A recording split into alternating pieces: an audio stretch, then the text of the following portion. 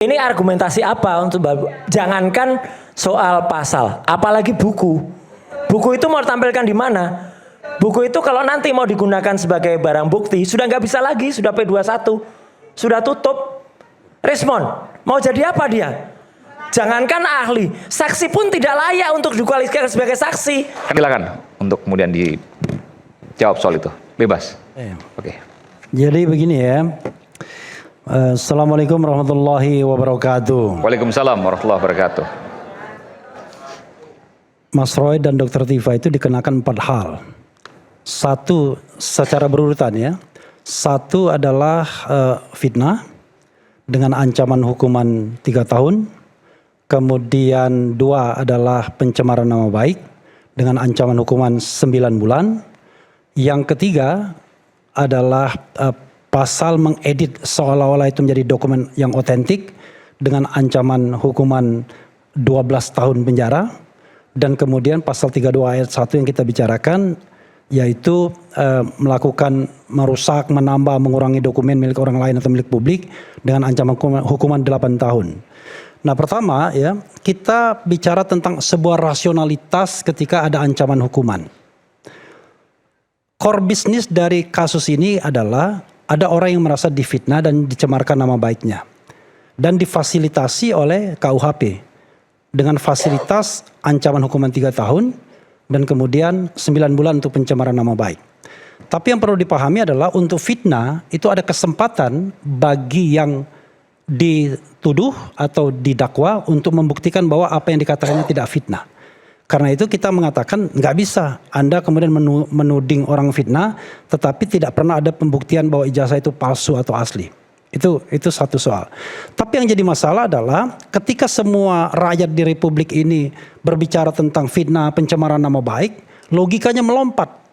Tiba-tiba ada edit dokumen, ada manipulasi dokumen dengan ancaman hukuman 8 sampai 12 tahun penjara. Dan itu di-entertain dalam tanda kutip ya, saya katakan. Nah sekarang kalau kita kembali kepada pasal 32 ayat 1. Kita bicara sebuah rasionalitas pemidanaan. Coba tampilkan pasal itu. Apakah kemudian itu sesuai dengan apa yang dilakukan oleh baik Mas Roy maupun Dr. Tifa. Ya? Oke. Saya bacakan biar tidak membuang waktu. Kalau udah nanti langsung ditampilkan aja ya. Oke. Nanti ditampilkan. Pasal 32, setiap orang, ini Undang-Undang nomor 11 tahun 2008.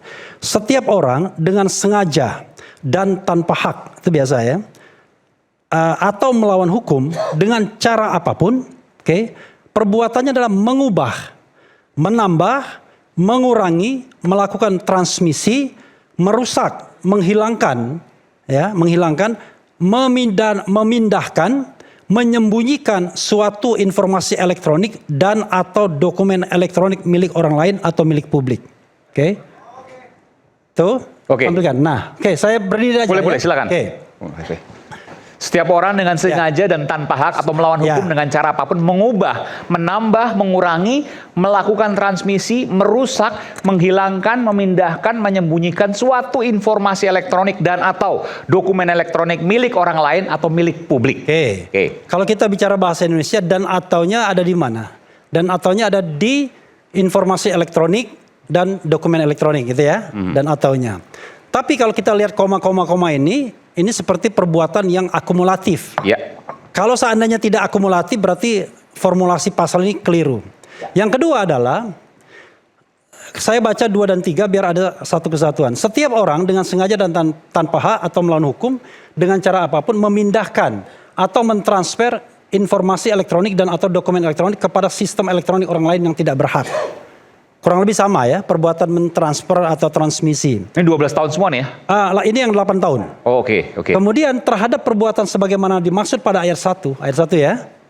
Kemudian yang mengakibatkan terbukanya suatu informasi elektronik dan atau dokumen elektronik yang bersifat rahasia. Menjadi dapat diakses oleh publik dengan keutuhan data yang tidak sebagaimana mestinya. Pertanyaan kita adalah rasionalitas kita. Ada nggak Mas Roy Dr. Tifa melakukan perbuatan ini? Sehingga bahwa dokumen yang tadinya rahasia kemudian bisa accessible kepada publik. Atau yang tadinya dokumen itu utuh jadi rusak. Kan kita pakai rasionalitas saja. Makanya kami pada waktu pra-peradilan menantang. Silakan hadirkan saksi dan ahli yang mampu menerangkan bukan benar dan tidaknya tindakan, tetapi ada minimal 2 alat bukti yang cukup, yang memadai untuk diterapkannya pasal 32 ayat 1 ini. Dan unfortunately nggak ada mereka hadirkan satu pun saksi. Yang ada ahli, tapi ahlinya ahli kitab undang-undang hukum acara pidana, ahli pidana, yang juga tidak bisa menjelaskan soal ini. Jadi kalau kita bicara tentang rasionalitas, it doesn't make sense. Bayangkan, kalau begitu caranya, maka orang-orang yang kemudian melakukan penelitian dan lain sebagainya mudah sekali dikriminalkan. Dan jangan lupa, di forum ini saya ingatkan bahwa rakyat bersuara itu menjadi satu acuan untuk mendakwa Dr. Tifa. Acara tanggal 22 April. Ya. Ya. Dan ini bayangkan. Dan ini tanggung tidak jawabnya seharusnya kemana? terjadi. Kami Tidak sudah seharusnya melakukan terjadi. Kenapa saya keberatan katakan soal tidak itu? seharusnya terjadi? Karena Dua hal, seharusnya tiga dilakukan hal, ya. proses lewat Dewan Pers. Satu, kita berdebat di sini sudah ada perimbangan. Gak mungkin Aiman cuma mengundang kita. Sehingga apapun yang saya katakan bisa dibantah oleh lawyer Jokowi atau siapapun yang terafiliasi dengan Jokowi. Kan begitu. Karena itu kalau kita bicara tentang hak jawab itu sudah suddenly hak jawabnya. Kalaupun Anda tidak suka dengan apa yang terjadi, Anda bisa melakukan yang namanya komplain mekanisme Lewat kepada Dewan Pers. yang bersangkutan. Enggak, belum hak jawab. Di acara tersebut. Iya, Oke, hak jawab. betul. Kalau misalnya Aiman tidak mau memberikan hak jawab tersebut, salah berarti. Katakanlah misalnya hak jawabnya diminta pada next season, itu soal lain. Nah yang ketiga, yang bisa dilakukan adalah komplain mekanisme kepada Dewan Pers. Itu tidak dilakukan. Jumping up saja, dilaporkan dan kemudian menjadi fakta atau menjadi link untuk memidanakan seseorang. Coba lihat misalnya, pasal 35 nanti diinikan lagi. Karena itu, kita mengatakan, kita menantang, ada nggak saksi yang melihat ya, baru melihat benar atau tidaknya, bahwa Mas Roy mengubah, menambah, mengurangi, melakukan transmisi, merusak, ya, menghilangkan, memindahkan, menyembunyikan suatu informasi elektronik. Pertanyaannya, ada nggak saksi yang melihat itu? Iya, ada nggak saksi yang melihat itu? Dan ketika kita... Sebentar, saya tanya boleh? Iya. Saya jawab. Boleh jawaban singkat saja, Prof. Firmanto, ada nggak saksi yang melihat itu? Bahwa Mas Roy dan Dr. Tifa melakukan pengubahan dokumen digital tadi? Tes. Selamat malam. Ya, salah satunya Mas Roy. Saksi satunya Mas Roy? Iya dong, karena dia yang menyatakan ijazah Oke. Pak Jokowi palsu. Loh, bukan. Oke. Kan gitu. Maksudnya pasal ini dibuat untuk apa? Tahu nggak, Prof? Enggak, saya Ini tuh nggak- untuk hacker. Saya nggak mau mengomentari, makanya Loh, tadi iya. saya senyum-senyum aja. Karena kenapa? Makanya. Apa yang sudah disampaikan semua prejudis ini kan sudah dibantah dalam putusan Prapit kemarin. Pra-peradilan kemarin. Sudah ditolak semua. Sehingga dikatakan Itu nggak benar, itu nggak Anda benar. gunakan Itu aja nggak benar. sidang untuk hak Anda dan itu dibolehkan. Jadi saya pikir gini, kenapa dari tadi saya mencermati aja? Karena yang dibahas ini sudah lampau. Ini yang pra-peradilan kedua kemarin ini? Iya. Sudah dibahas dan kemudian Mas Roy kalah. gitu. Tersangkanya dipertanyakan kan kemarin. Belum Kita dan masuk ini tidak kan. dipertimbangkan. Gini ya, begini. Jadi saya mau menyampaikan bahwa kemarin itu hakim sesungguhnya sudah membuat hukum mengatakan bahwa penetapan tersangkanya tidak pengajuan permohonan review terhadap penetapan tersangka ditolak kan gitu. Artinya malah sampai ada beberapa kata yang mungkin saya nggak usah sampaikan lah. Yang intinya penyalahgunaan Prapit kira-kira gitu. Jadi saya pikir Oleh hakim ini? oleh hakim Disebutkan itu? disebutkan. Jadi menurut saya tolonglah, kita kan di sini kan disaksikan oleh publik. Kita skip aja nih. Tadi kan agendanya adu bukti, itu lebih menarik. Tapi kalau kita bahas lagi mengenai penetapan tersangka pasal demi pasal, siapapun ahlinya Akan kan nanti berbeda. akan dilihat nanti di persidangan. Oke. Kata disampaikan oleh hakim demikian. Jadi saya pikir Oke. saya Oke, menghargai rekan saya harus refli, tetapi dilanjutkan. saya juga tidak mau lantas terus disajikan seperti ini. Oke. Bang Aiman. Oke. Ya, Tapi intinya bahwa ada saksi itu, ada salah satu adalah Mas Roy. Oke, silakan. Kayak gini, saya lanjutkan ya. Itu salah. Ini. Saya kok malah jadikan saksi Ya. nih. Ini. Setelah ini baru kita Ya. pembuktian. Ya, makanya saya- Otaknya udah terbalik. Makanya kan Gini. beliau-beliau ini menyatakan Gini. ialah segalanya. Tidak ada yang benar kecuali dirinya. Kan itu nih, kan mau dipertontonkan seperti itu. Jadi saya tidak mau terjebak di situ. Jadi saya pikir kalau kita membahas yang lain, ini udah berapa sesi nih bicara dan nggak selesai. Dan terakhir dalam putusan Prapit ditolak. Ya, Man, saya biar saya sebelumnya saya tambahkan gini ya, sebentar dong. Ini kan saya masih berdiri di sini. Gimana? Jadi kalau kita mau berdebat ya, berdebatlah adu argumentasi. Argumentasi Anda apa? Ya. Jangan hanya kemudian membantah hal-hal yang tidak relevan. Argumentasi saya yang sifatnya tidak argumentatif, ya kan? Prapit sudah menolak. Nah, itu kan bukan argumentasi. Bukan dong. Itu hanya sekedar mengatakan Prapit sudah menolak. Anda tahu nggak isi jawab Anda Prapit katakan itu apa? tidak seperti itu, Ya kan itu pendapat saya. Ya udah, it's okay. Saya mau jelaskan kepada Anda yang tidak membaca. Jangan semuanya Anda seperti itu, nggak boleh. Saya mau jelaskan kepada Anda ya. Jadi gini, Man ya. Kita harus membedakan antara pokok perkara dan Prapit. Dalam Prapit itu kita tidak mempermasalahkan apakah tindakan ini benar atau tidak. Kita baru menantang apakah ada orang yang bisa menjadi saksi dan ahli yang menerangkan bahwa Mas Roy dan Dr. Tifa melakukan perbuatan-perbuatan yang dikatakan di sini. Kami pada waktu Prapit itu mengeluarkan atau ada 4 saksi kami, ya. 4 saksi tersebut kami tanyakan kepada mereka pada waktu memberikan keterangan saksi, apakah ditanya mengenai pasal 32 ayat 1. Tidak ada satupun yang mengatakan itu. Mereka mostly bicara tentang ijazah palsu Jokowi dan kemudian bicara tentang fitnah dan pencemaran nama baik. Nggak ada. 32 ayat 1 dan 35 ini jumping up. Itu faktanya. Nah, lalu kami juga menantang ahli. Ada nggak ahli yang bisa menerangkan sebuah proses yang kemudian bisa dikategorikan bahwa Mas Roy melakukan tindakan-tindakan ini. Dan dikaitkan dengan pasal 3. Bahwa dokumen yang bersifat rahasia itu menjadi dapat diakses, accessible. Jadinya, pertanyaan saya adalah, misalnya untuk dokumennya Dian Sandi. Kita bisa nggak mengakses dokumen Dian Sandi itu dari awal? Dari awal kita bisa mengaksesnya kok. Bukan dokumen rahasia, lalu kemudian dikutak-katik Mas Roy jadi accessible atau rusak. Kan nggak begitu. Jadi kalau kita menegakkan hukum nggak pakai rasio, ya susah. Ya kan, pokoknya.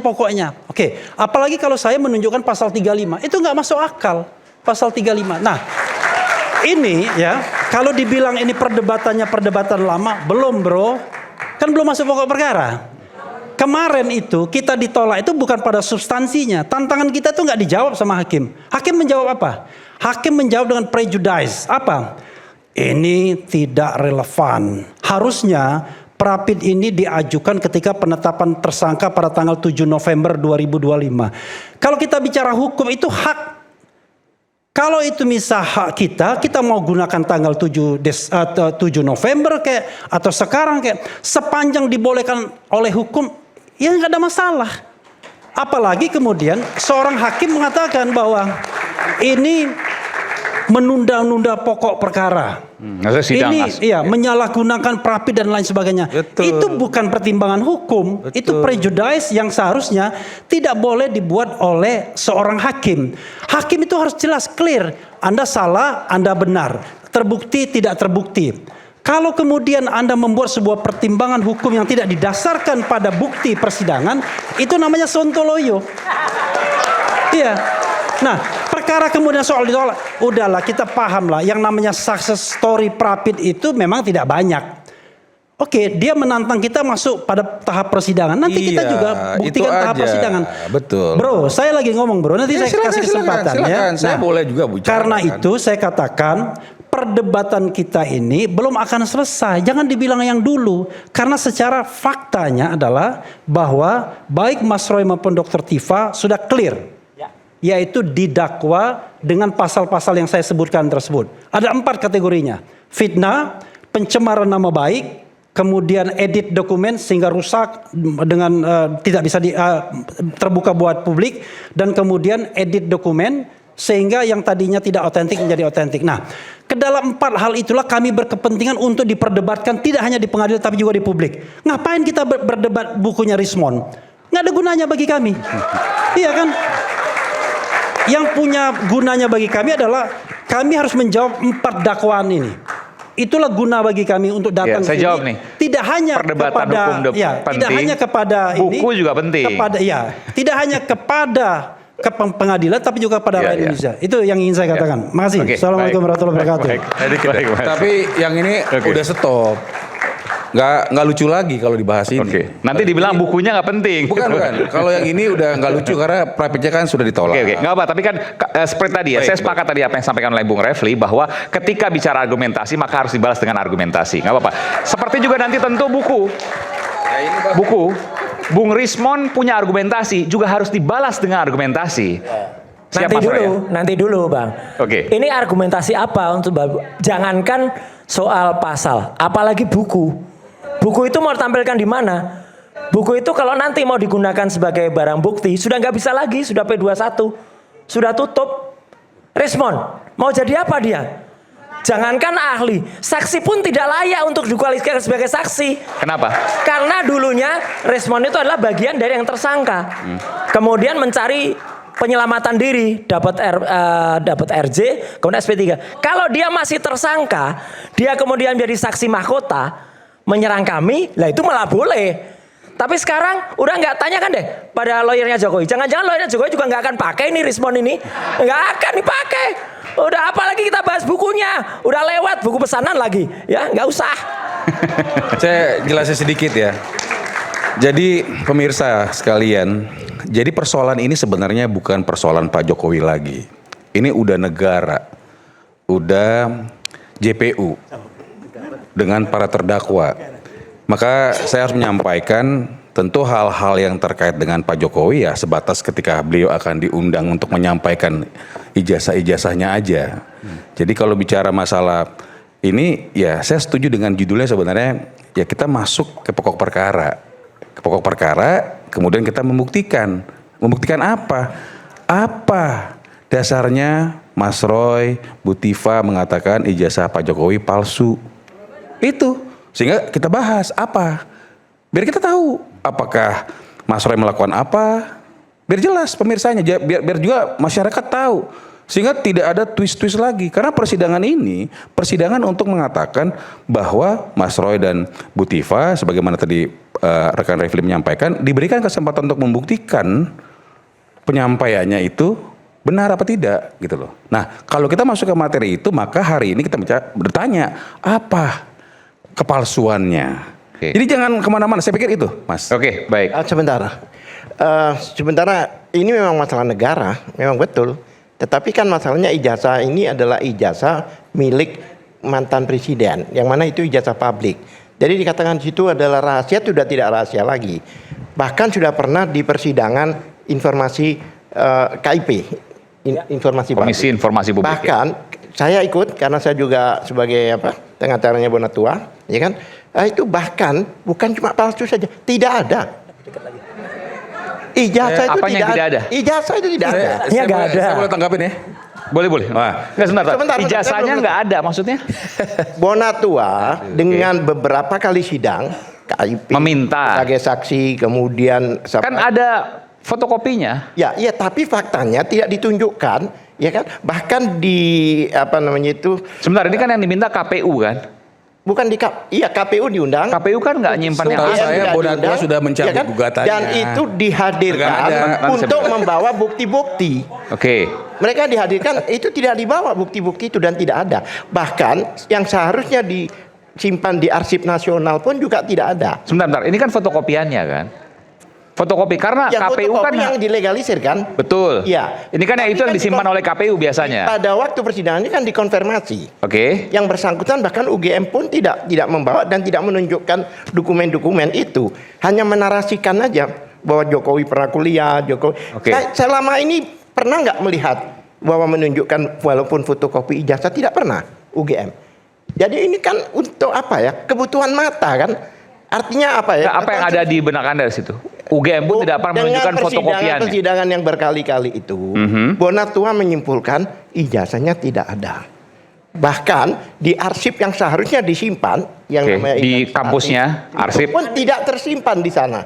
Andri itu biasanya menyimpan ijazah. Harusnya demikian. Asli? Atau legalisir? Iya, aslinya juga harus disimpan di sana. Saya baru tahu, ijazah saya jadi ada di Andri juga gitu. Bukan, kalau pejabat publik apalagi Kalau presiden, dia pejabat itu publik. legalisasi. Oh, oke. Ini kan masalah ini pejabat publik, Oke. ya kan? Semua itu masuk dalam sejarah karena presiden. Jadi semua presiden dokumennya sampai mungkin Ya, akte kelahirannya juga di sampai sini. sidang itu pun fotokopinya aja Andri nggak punya. Oke. Itu bahkan ada undang-undang yang menyatakan Boleh. karena tidak tersisa. Nanti saya berikan sebentar. Sebentar, ya kan? Oleh sebab itu kita menyinggung, Bang Refli tadi menyinggung undang pasal 32 itu karena disinggung oleh Jamada sebelumnya. Jadi nggak bisa bilang ini adalah sudah lewat dan lain. Karena Pak Jamada, Prof Jamada ini mengatakan bahwa pasal 32 itu maka di counter. Ya kan? Ini terbukti dari awal banyak ketidakberesan. Bahkan di persidangan pun, di dakwaan pun itu juga terlihat banyak hal-hal yang perlu dipertanyakan. Banyak ketidakberesan, termasuk juga nanti dibahas terkait dengan apa yang dianggap asli oleh Bung Rismon dan juga apa yang kemudian dari argumentasi Iya. Bung Roy dan kawan-kawan. Isu hangat kadang bikin menat, apalagi kalau tidak bisa mencerna dengan cermat. Jangan lupa secangkir kopi yang hangat dan nikmat untuk menemani kebersamaan program Rakyat Bersuara. Bersama saya Aiman Wicaksono, saya segera kembali sesaat lagi.